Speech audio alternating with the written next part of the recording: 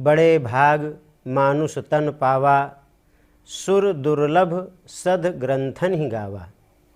मनुष्य का जीवन बड़ा दुर्लभ है, बड़े पुण्य के प्रभाव से यह प्राप्त होता है और ये प्रायः ऐसे नहीं मिलता।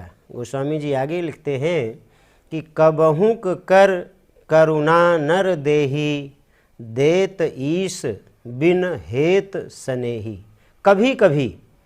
कभी कभी वे परम कृपालु भगवान यह मानव जीवन प्रदान कर देते हैं और बिना हेतु के, बिना किसी कारण के मानव जीवन इस जगती का सर्वोत्तम उपहार इसीलिए कहा जाता है। ये उपहार के रूप में भगवान प्रदान करते हैं।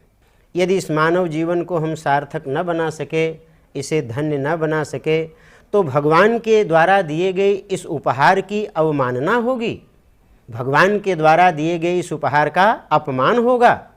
और इसकी सार्थकता के लिए जब मनुष्य प्रयत्न करता है, तभी मानो भगवान के द्वारा दिए गए इस उपहार का सदुपयोग होता है। सार्थकता किस रूप में की जाती है? सार्थकता के लिए अगला संकेत रामचरितमानस में किया गया है कि साधन धाम मोक्ष कर द्वारा, पाई न जहि परलोक समारा। ये साधन का धाम है, साधना करने के लिए मिला है, साधने के लिए मिला है। यानी मानव जीवन मिल गया, लेकिन यदि अनगढ़ ही रहे तो, यदि ऐसे ही उटपटांग जीवन सामान्य पशुओं की तरह से, पक्षियों की तरह से, कीट पतंगों की तरह से केवल ऐसे खाने पीने सोने में इसी में व्यतीत हो जाए तो फिर तो इसकी सार्थकता कहाँ हुई? ये जीवन हमको जो मिला है, यह जिन भवबंधनों में व्यक्ति बंधा हुआ रहता है, उससे मुक्त होने के लिए ये बड़ा सुंदर अवसर होता है। इस अवसर का सदुपयोग व्यक्ति को करना चाहिए। इस अवसर के सदुपयोग के लिए कुछ सूत्र और सिद्धांत ऋषियों ने निश्चित किए हैं, बताए हैं, और उन सूत्रों और सिद्धांतों को जिस संस्कार के माध्यम से व्यक्त किया जाता है उसको जन्म दिवस संस्कार कहते हैं। जन्म दिवस संस्कार, वैसे तो जो प्राचीन संस्कारों की परंपरा है उसमें यह संस्कार सम्मिलित नहीं है। ये तो परम पूज्य गुरुदेव युग ऋषि के रूप में आज की आवश्यकता को ध्यान में रख करके कि जहाँ अन्यान्य संस्कार आवश्यक हैं, वहाँ यह संस्कार भी आवश्यक है कि व्यक्ति को अपने जन्म का बोध हो। हमारा जन्म किस उद्देश्य के लिए हुआ, किस प्रयोजन के लिए हम धरती पर आए। भगवान ने अन्यान्य प्राणियों की तुलना में हमको इतनी विशिष्ट योग्यता, प्रतिभा, क्षमता क्यों कर दी? यदि हम इसका सदुपयोग नहीं करेंगे तो फिर बात बनेगी नहीं। भगवान फिर दोबारा क्यों देना चाहेंगे, क्यों देंगे? तो ये विचारणीय प्रश्न है, हर व्यक्ति को इस पर विचार करना चाहिए। इसी विचार के लिए ही यह जन्म दिवस संस्कार परम पूज्य गुरुदेव ने युग ऋषि की हैसियत से युग धर्म के रूप में इसे प्रदान किया, संस्कारों में सम्मिलित किया और लोगों से आग्रह किया कि और संस्कारों में चाहे कम ध्यान दिया जाए, लेकिन इस संस्कार पर विशेष ध्यान देने की आवश्यकता है। और ये वर्ष में एक बार आता ही है। जीवन के प्रत्येक वर्ष में, हर वर्ष व्यक्ति का जो जन्म जिस दिन हुआ है उस दिन मनाने की यह पद्धति है। गुरुदेव ने इसीलिए इसको इसमें जोड़ा और इसको जन्म दिवसोत्सव संस्कार कहा। जन्मदिन का एक उत्सव मनाया जाए। वैसे तो जन्म दिवस संस्कार भी कहते हैं, लेकिन केवल जन्म दिवस नहीं, जन्म दिवस का एक उत्सव जैसा अनुभव किया जाए। जैसे महापुरुषों के उत्सव मनाए जाते हैं, भगवान राम की जयंती मनाते हैं, किस रूप में? रामनवमी के रूप में। भगवान कृष्ण की जयंती मनाई जाती है कृष्ण जन्माष्टमी के रूप में। उस दिन उनका जन्म हुआ था, प्राकट्य हुआ था, उस दिन एक उत्सव मनाया जाता है। और उस उत्सव मनाने का जो प्रयोजन है वो मुख्य रूप से यही प्रयोजन है कि भगवान राम के गुणों को, भगवान राम के आदर्श को, उनकी मर्यादाओं को जो उन्होंने स्थापित किया समाज में, उनको हम अपने जीवन में उतारने के लिए प्रयत्न करें, उनकी शिक्षाओं को हम ग्रहण करें। भगवान कृष्ण जिस तरह से उन्होंने एक मार्ग प्रशस्त किया और विपरीत परिस्थितियों में किस तरह से नीति का प्रयोग करके उन्होंने असुरों का संहार किया और जो सज्जन थे ऐसे लोगों का उन्होंने संवर्धन किया, परिवर्धन किया। तो वह नीति, वह गुण, वह धर्म, वह शिक्षाएं हम सब अपने जीवन में धारण करें। इसके लिए हम जन्माष्टमी और रामनवमी जैसे पर्व मनाते हैं।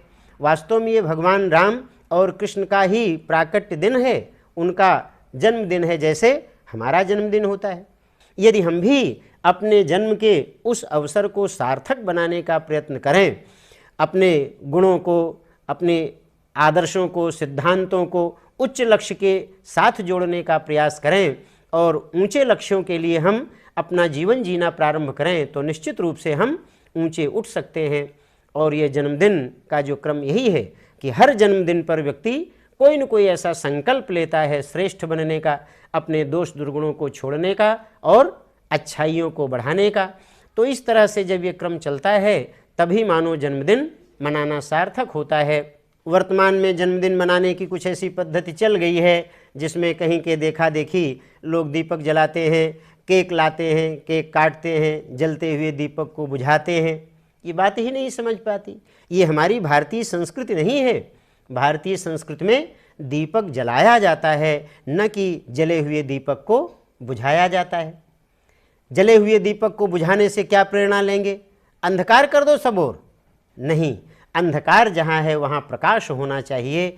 हमारी जो ऋषियों की प्राचीन परंपरा थी उसके अनुसार जन्मदिन मनाए जाएं तो निश्चित रूप से जन्मदिन एक उत्सव के रूप में हो जाएगा, हमारे जीवन में एक उत्सव बन जाएगा और सही मायने में हमारा जीवन उत्कृष्टता की दिशा में आगे बढ़ता हुआ चला जाएगा। वास्तव में ये आत्मचिंतन का दिन है, आत्मबोध का दिन है। हमें आत्मचिंतन करना चाहिए, हमारा प्राकट्य, हमारा जन्म इस धरती पर क्यों हुआ, किस प्रयोजन के लिए हुआ, धरती पर हम क्यों आए, हमें क्या करना चाहिए, क्या नहीं करना चाहिए। वास्तव में जितने महापुरुष हुए हैं इस धरती पर, विशेष करके भारत भूमि में, उनके जब इतिहास को देखें, उनके जीवन वृत्त को देखें तो मालूम पड़ेगा कि सबने आत्मचिंतन किया था, आत्मबोध किया था और सामान्य स्थिति में रहते हुए, गई बीती स्थिति में रहते हुए भी वो जब से उनको आत्मबोध का प्राप्त हुआ, जब से उनको आत्मज्ञान प्राप्त हुआ या जब से उन्होंने अपने को जानने का प्रयास किया, अपने गुणों को बढ़ाने का, दोषों को दूर करने का प्रयास किया, तब से फिर वो महामानव की श्रेणी में बढ़ते हुए चले गए।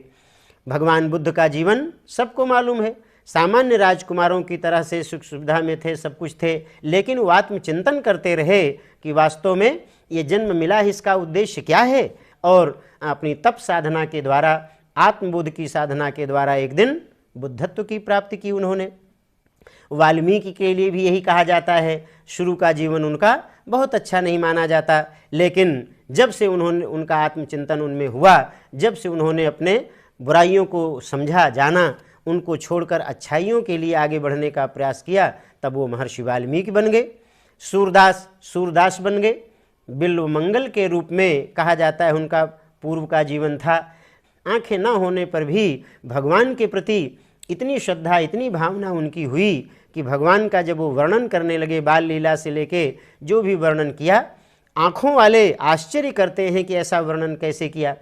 इस जन्मदिन के अवसर पर हम अपनी बुराइयों को देखें, अपनी अच्छाइयों को देखें, पिछला समय जो हमारा व्यतीत हुआ वो कैसा रहा, उसमें से क्या ऐसा था जिसको कि छोड़ा जाना चाहिए, क्या ऐसा था जिसको और आगे बढ़ाना चाहिए। जब ये बातें हम सोचते हैं, विचारते हैं, तो यही आत्मचिंतन कहलाता है और ऐसा करने से फिर व्यक्ति श्रेष्ठता की ओर बढ़ जाता है।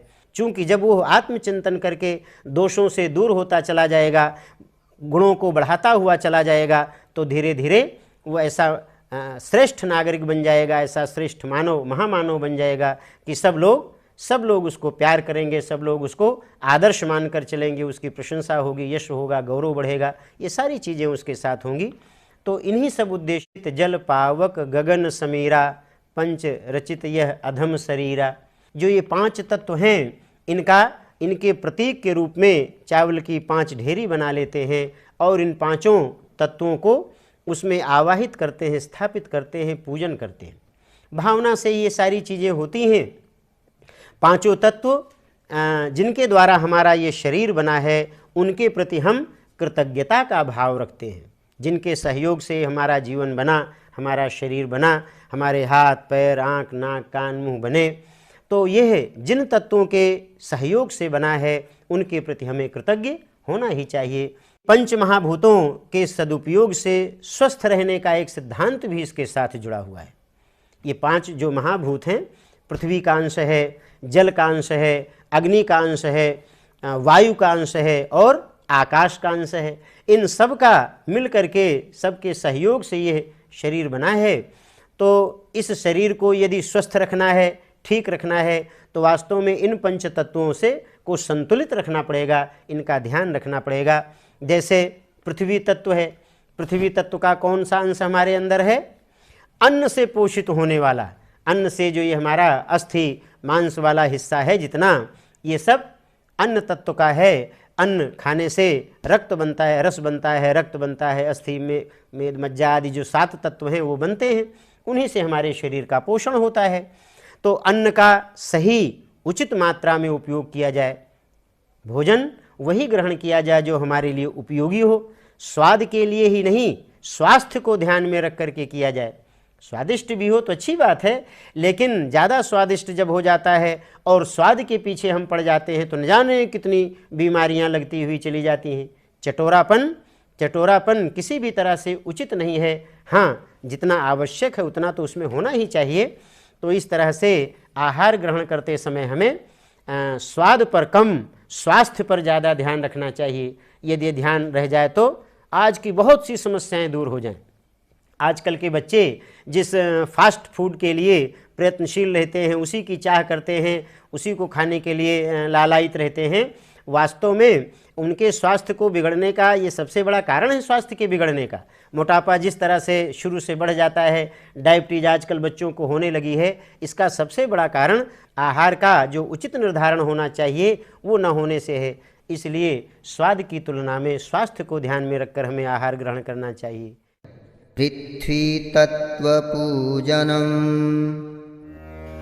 ॐ महीद्यौः पृथिवी च न इमं यज्ञं मिमीक्षतां पिप्रीतां नो भरीमभिः ॐ पृथिव्यै नमः। जल स्वच्छता और सफाई के लिए प्रयुक्त होता है। स्नान से लेकर के कपड़े धोने तक जल का हम समुचित सदुपयोग करें। गंदगी से हर तरह से नुकसान ही नुकसान होता है। कम पानी पीने से शरीर के अंदर के जो विजातीय तत्व हैं वो बाहर नहीं निकल पाते। तो यथोचित पानी पीने का ध्यान रखें, स्नान आदि से स्वच्छता सफाई का ध्यान रखें, कपड़ों का। तो ये सारी चीज़ें जल के माध्यम से हम अपने स्वास्थ्य को ठीक रख सकते हैं, बना सकते हैं।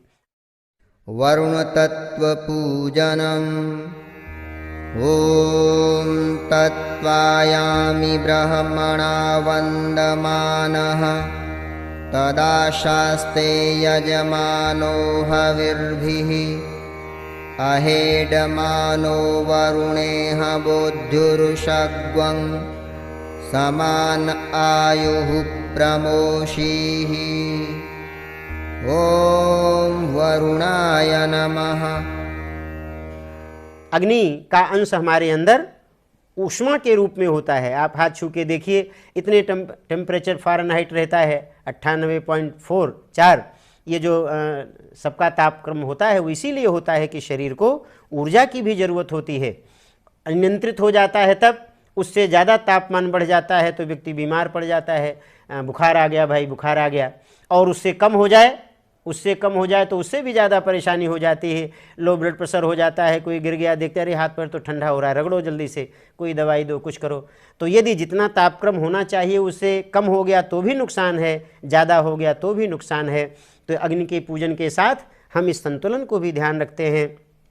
सूर्य की धूप का प्रकाश घर में हो, कपड़ों को उसमें सुखाएं और अग्नि का जितना उपयोग हमारे लिए होना चाहिए उतना उपयोग हम उसको करते रहें।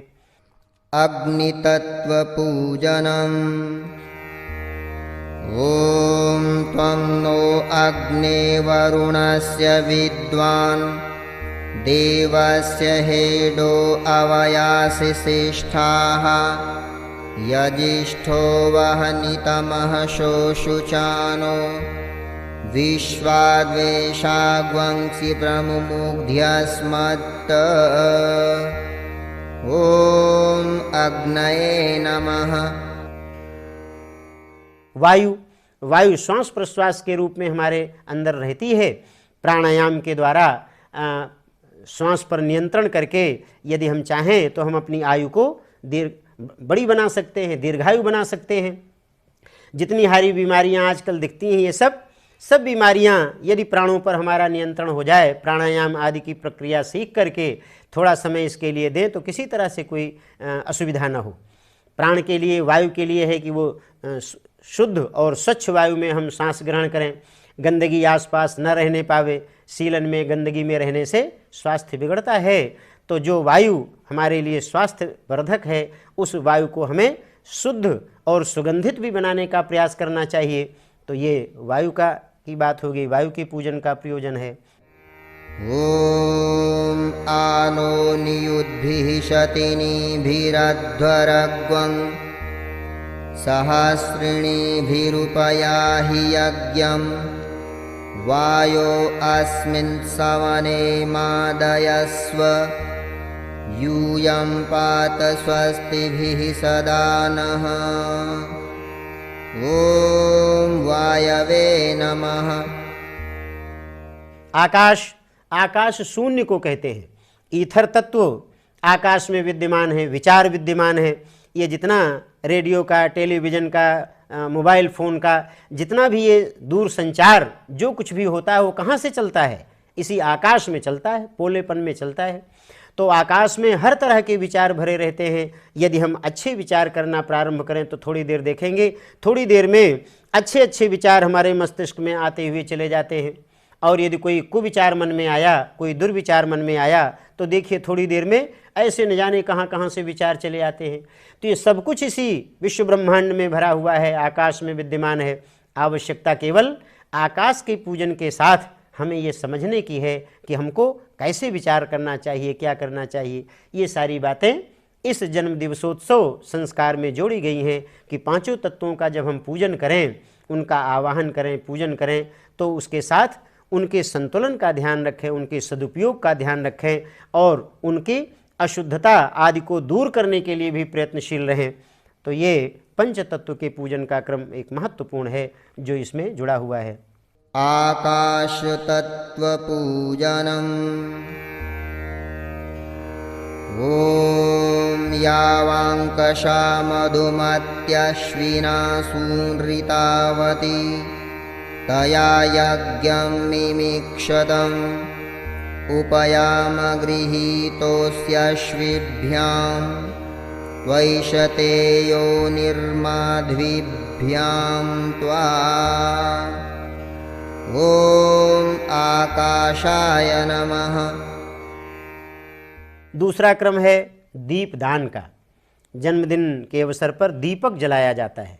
अभी हमने कहा था कि वर्तमान जो पाश्चात्य के अनुकरण की पद्धति चल पड़ी है जन्मदिन मनाने की, वो केवल दीपक जला करके, मोमबत्ती जला करके बाद में उसको बुझाते हैं और उसी में ताली बजा करके प्रसन्न होते हैं।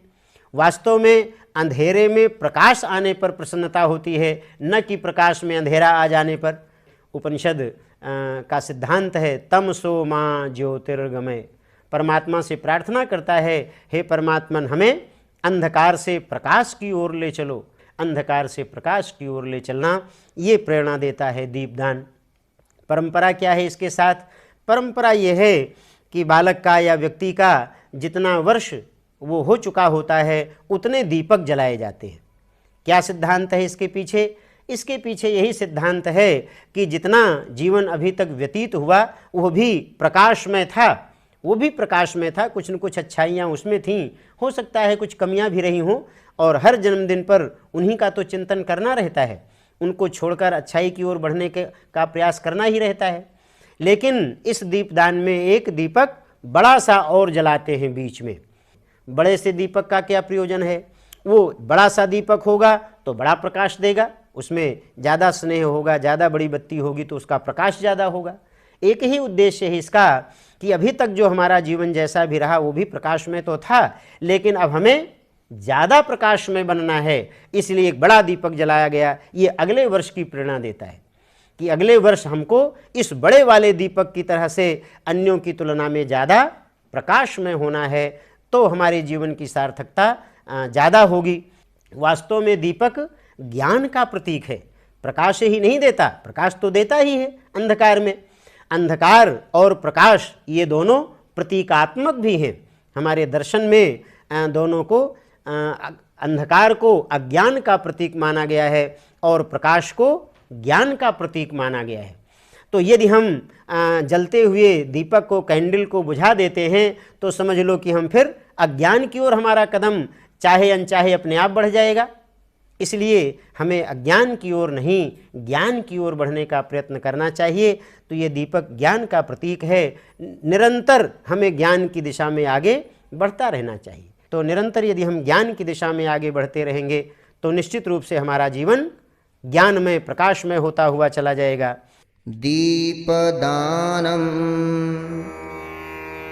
ॐ अग्निर्ज्योतिर्ज्योतिरग्निः स्वाहा सूर्यो ज्योतिर्ज्योतिः सूर्यः स्वाहा अग्निर्वर्चो ज्योतिर्वर्चः स्वाहा सूर्यो वर्चो ज्योतिर्वर्चः स्वाहा ज्योतिः सूर्यः सूर्यो ज्योतिः स्वाहा। तीसरा और आखिरी जो कर्मकांड इसका है वो व्रत धारण का है। जैसा अभी हमने शुरू में संकेत किया था कि जन्मदिन के दिन हम व्रत धारण करते हैं। व्रत दो प्रकार के, व्रत किसे कहते हैं? सिद्धांत को। व्रत जो सामान्य रूप से व्रत का प्रचलन है, व्रत का तात्पर्य लोग उपवास से लगा लेते हैं कि ये चीज़ नहीं खाएंगे, ये चीज़ खाएंगे, और इस तरह से कोई क्रम चलेगा तो वो व्रत हो गया। नहीं, व्रत का तात्पर्य है व्रीय वर्णे, धातु से व्रत शब्द बनता है। व्रीय माने वर्ण करना। किसी सिद्धांत को जब हम अंगीकार करते हैं, स्वीकार करते हैं, तो व्रत कहलाता है। और ये दोनों तरह का हो सकता है। बुराई के रूप में बुराई को छोड़ने का व्रत लिया जाता है और अच्छाई को ग्रहण करने का व्रत लिया जाता है। तो इस प्रकार से ये व्रत धारण का क्रम चलता है और ये बड़ा अनिवार्य रूप से इसके साथ जुड़ा रहना चाहिए। धीरे धीरे देखेंगे कि हमारी एक एक बुराई हर जन्मदिन पर छूटती हुई चली जाएगी, एक एक अच्छाई हमें बढ़ती हुई चली जाएगी। तो इस तरह से हमारा जीवन श्रेष्ठ और समुन्नत बनता हुआ चला जाएगा। अच्छाई बुराई तो सब में होती है, स्वाभाविक है, लेकिन प्रयास यही होना चाहिए कि बुराई धीरे धीरे कम होती जाए, अच्छाई धीरे धीरे बढ़ती जाए, तभी जीवन की सार्थकता बन सकेगी। ॐ अग्ने व्रतपते व्रतं चरिष्यामि तत्ते प्रब्रवीमि तच्छकेयं तेनार्ध्यासमिदमहम् अनृतात् सत्यमुपैमि। ॐ वायो व्रतपते व्रतं चरिष्यामि तत्ते प्रब्रवीमि तच्छकेयं तेनार्ध्यासमिदमहम् अनृतात् सत्यमुपैमि। ॐ सूर्यव्रतपते व्रतं चरिष्यामि तत्ते प्रब्रवीमि तच्छकेयं तेनार्ध्यासमिदमहम् अनृतात् सत्यमुपैमि। ॐ चन्द्रव्रतपते व्रतं चरिष्यामि तत्ते प्रब्रवीमि तच्छकेयं तेनार्ध्यासमिदमहम् अनृतात् सत्यमुपैमि। ॐ व्रतानां व्रतपते व्रतं चरिष्यामि तत्ते प्रब्रवीमि तच्छकेयं तेनार्ध्यासमिदमहम् अनृतात् सत्यमुपैमि। विशेष आहुतिः। ॐ त्र्यम्बकं यजामहे सुगन्धिं पुष्टिवर्धनम् उर्वारुकमिव बन्धनान् मृत्योर्मुक्षीयमामृतात् स्वाहा इदं महामृत्युञ्जयाय इदं न मम। ये जो जन्मदिन का संस्कार है, जन्म दिवसोत्सव संस्कार है, ये मानव जीवन की सार्थकता का संस्कार है। जो भी व्यक्ति अपने मानव जीवन को सार्थक बनाना चाहता है उसको इस संस्कार को जरूर मनाना चाहिए। आज एक बात और हो गई है, बच्चों का जन्मदिन मनाते हैं, बड़ों का नहीं मनाते।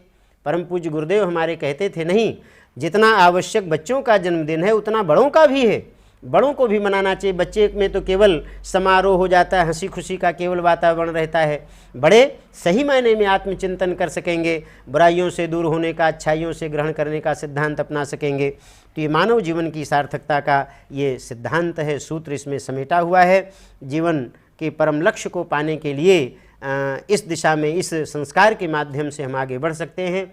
वर्तमान समय में इसकी बड़ी आवश्यकता है। नई पीढ़ी को यदि हम श्रेष्ठ और समुन्नत बनाना चाहते हैं तो ऋषियों के इस बताए हुए सूत्र और सिद्धांत के आधार पर जन्म दिवसोत्सव हमें मनाते रहना चाहिए। इससे निश्चित रूप से हमारा समाज समुन्नत बनता हुआ चला जाएगा, श्रेष्ठ बनता हुआ चला जाएगा।